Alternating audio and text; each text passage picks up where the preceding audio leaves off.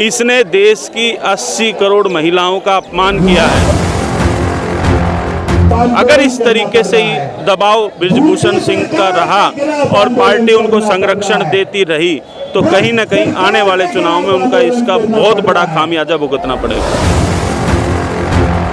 लड़ेंगे, जीतेंगे। जैसा कि आप देख सकते हैं यहाँ पर किसान नेता सुरेंद्र सिंह सोलंकी से हम बातचीत करते हैं, आइए जानते हैं उनकी राय। सर, सबसे पहला सवाल तो हम यही आपसे करना चाहेंगे कि बृजभूषण सिंह कह रहे हैं कि उनके ऊपर जितने लगे आरोप हैं वो सीधे सीधे बीजेपी को टारगेट कर रही है इस चुनावी मैदान में, क्योंकि आने वाले समय में 2024 में लोकसभा का चुनाव है और सीधा सीधा उनका आरोप है कि ये चुनाव को लेकर के टारगेट किया जा रहा है बीजेपी को निस्तनाबूद करने के लिए 2024 में। क्या कहना चाहिए? देखिए, कहीं ना कहीं मेरे हिसाब से जो ये लोग यहाँ बैठे हैं इसमें से बहुत सारे लोग भारतीय जनता पार्टी के समर्थक हैं, लेकिन ये आरोप कहीं ना कहीं लगाकर बृजभूषण सिंह खुद पार्टी को खटखड़े में खड़ा करने की कोशिश कर रहे हैं। और मुझे लगता है कि उन्होंने ये ठान लिया है कि वो कहीं ना कहीं नरेंद्र मोदी जी की छवि को और भारतीय जनता पार्टी की छवि को नुकसान पहुंचाने की कोशिश कर रहे हैं। ऐसा नहीं है, यहाँ लड़ाई किसी पार्टी की या किसी व्यक्ति विशेष के खिलाफ नहीं, यहाँ लड़ाई है बच्चियों को इंसाफ दिलाने की, उनको न्याय दिलाने की। पर एक आरोप ये भी तो लग रहा है कि बीजेपी की आईटी सेल इस प्रोटेस्ट के खिलाफ काम कर रही है, तो क्या आपको भी ऐसा लग रहा है कि बीजेपी की आईटी सेल जो है इस आंदोलन के खिलाफ काम कर रही है, दुष्प्रचारित करने का काम कर रही है? देखिए, मैंने कहा ना कि कहीं ना कहीं बृजभूषण सिंह ने भारतीय जनता पार्टी के ऊपर दबाव बना दिया है और वो ऐसा नहीं होना चाहिए। मेरी अपील है जेपी नड्डा जी से भी और प्रधानमंत्री जी से भी कि आप लोगों को इसको संरक्षण नहीं देना चाहिए। इसने देश की 80 करोड़ महिलाओं का अपमान किया है। इस व्यक्ति ने देश की 80 करोड़ महिलाओं का अपमान किया। इस व्यक्ति ने देश के करोड़ों खिलाड़ियों का अपमान किया। इस व्यक्ति ने देश के समाज का अपमान किया, तो इसको संरक्षण देने की आवश्यकता नहीं है। आपने अभी कहा कि बृजभूषण सिंह बीजेपी को दबाव में लेने की कोशिश कर रहा है, तो क्या आपको लगता है पूर्वांचल के 5 से 6 जिलों में अपना वर्चस्व रखने वाले बृजभूषण की साख इतनी बड़ी है कि वो प्रधानमंत्री मोदी तक के ऊपर हावी हो सकते हैं? इसका जवाब तो प्रधानमंत्री जी देंगे, लेकिन मैं एक बात जरूर कहना चाहता हूँ भारतीय जनता पार्टी के साथियों को कि अगर वो 5-6 सीटों पर प्रभाव रखता है तो जो लोग यहाँ आ रहे हैं और जो विशेष तौर पर हमारे खाप पंचायत है उत्तर भारत की, वो कम से कम 100-125 सीटों पर प्रभाव रखती हैं, तो इसका फैसला खुद भारतीय जनता पार्टी का। जाहिर सी बात है कि राजनीतिक समीकरण को देखते हुए भाजपा के लिए पश्चिमी उत्तर प्रदेश की सीटें भी महत्वपूर्ण होंगी लोकसभा के चुनाव में। तो आपका कहने का मतलब है कि अगर इस प्रोटेस्ट के ऊपर बीजेपी ध्यान नहीं देती है, पहलवानों को न्याय नहीं मिलता है, तो आने वाले समय में बीजेपी हरियाणा और पश्चिमी उत्तर प्रदेश से पूरी तरह से साफ हो जाएगी?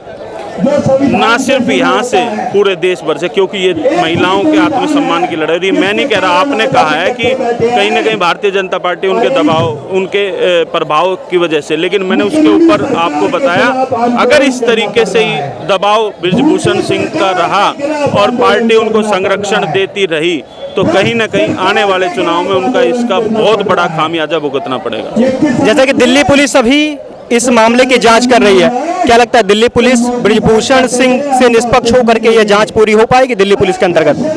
देखिए, मैं इतना ही कहना चाहता हूं, दिल्ली पुलिस क्या है कि जिस तरीके से मैंने कहा कि उन्होंने सरकार के ऊपर दबाव बना दिया, तो पुलिस तो सरकार का एक डिपार्टमेंट है, तो पुलिस कैसे निष्पक्ष तरीके से, जब पुलिस एक 2013 का वर्डिक्ट है कि कोई भी महिला यौन शोषण उत्पीड़न के मामले में किसी भी थाने में जाकर देश के 0 FIR लिखा सकते हो, वो FIR नहीं हो पाती तो उनसे न्यायिक जांच की हम कैसे निष्पक्ष जांच की अपील कर सकते हैं। एक छोटी सी नजीर देना चाहूँगा, अरविंद केजरीवाल पिछले कई सालों से कहते चले आए हैं कि केंद्र सरकार दिल्ली पुलिस के ऊपर भी उनका दखल नहीं रह गया है। केंद्र सरकार अपनी इच्छा के अनुसार दिल्ली पुलिस का उपयोग कर रही है हर एक चीज में, तो क्या अब ये मामला बृजभूषण सिंह का दिल्ली पुलिस के अंतर्गत जांच किया जा रहा है, तो आपको लगता है ये निष्पक्ष हो पाएगा? क्योंकि बीजेपी लगातार जो है पुलिस केंद्र सरकार के हाथों में दिल्ली की पुलिस काम कर रही है, ऐसा लगातार केजरीवाल जी भी कहते चले आए हैं।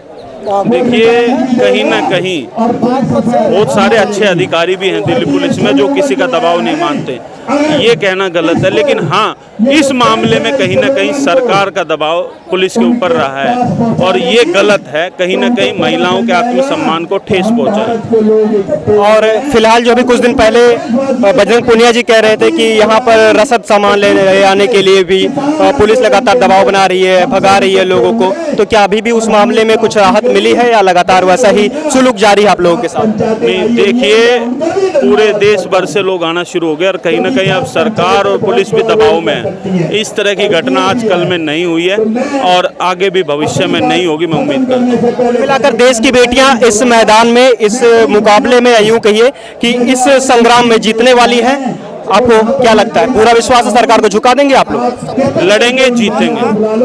यही है। तो जैसा कि आपने देखा, हरियाणा के कुश्ती पहलवानों की ये खासियत होती है कि वे ना तो हार मानते हैं, ना उन्हें हार मानना आता है। तो जैसा कि आपने देखा, यहाँ पर अभी किसान नेता सुरेंद्र सिंह सोलंकी ने अपनी राय साझा की है और उन्होंने यही संकेत दिया है कि किसान आंदोलन की तरह ये आंदोलन भी चलने वाला है। लेकिन देखना यही है कि पहलवानों के साथ फ्यूचर में, भविष्य में आगे क्या होने वाला है, क्योंकि लगातार पहलवानों के ऊपर भी दबाव पहलवान महसूस कर रहे हैं। दिल्ली पुलिस जांच कर रही है, लेकिन अभी मामला कोर्ट के अधीन बना हुआ है। अब देखना यही है कि मामले में क्या होता है। जैसे कि सोलंकी जी ने कहा कि आगे बहुत कुछ देखना संभव है और दिल्ली पुलिस के ऊपर उन्होंने पूरी तरह से अविश्वास नहीं जताया है। संभावना ये भी जताई जा रही है कि दिल्ली पुलिस के अंतर्गत अच्छे से इस मामले का न्याय हो सकता है। अब देखने वाली बात है कि फ्यूचर में, भविष्य में, आगामी समय में क्या होता है। कैमरा पर्सन अजय चौहान के साथ सिद्धार्थ शुक्ला।